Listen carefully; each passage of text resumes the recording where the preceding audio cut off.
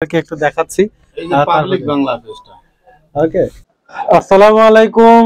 আপনারা দেখেন আমি এমন একজন ব্যক্তির সাথে আছি যিনি এখনো জানেন না যে তার ফেসবুকে কন্টেন্ট মনিটাইজেশন অপশনটা চলে আসছে। আলহামদুলিল্লাহ তার ফেসবুক থেকে এখন নিয়মিত ইনকাম হবে।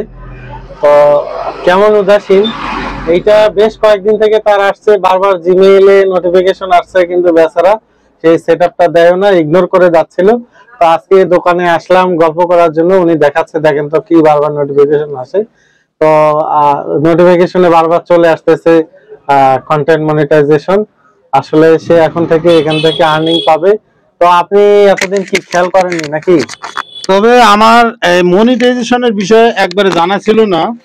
তবে আমার উদ্দেশ্য ছিল যে যাতে আমার পরিস্থিতিটা বাড়ে, কিন্তু মনিটাইজেশন সেটআপ এত তাড়াতাড়ি পাবে আমি কখনো কল্পনা করিনি। ন্যাশনাল ড্যাশবোর্ডে দেখেন অলরেডি তার কন্টেন্ট মনিটাইজেশন কিন্তু চলে এসেছে। ওকে, দেখেন আপনাদের দেখাচ্ছি, একেবারে দেখেন কন্টেন্ট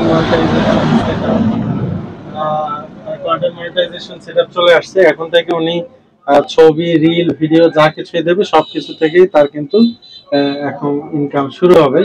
তো আপনারা যারা তার ফেসবুক পেজটিকে ফলো করেন তারা আরো বেশি বেশি লাইক, শেয়ার, ফলো করবেন, কমেন্টস করবেন।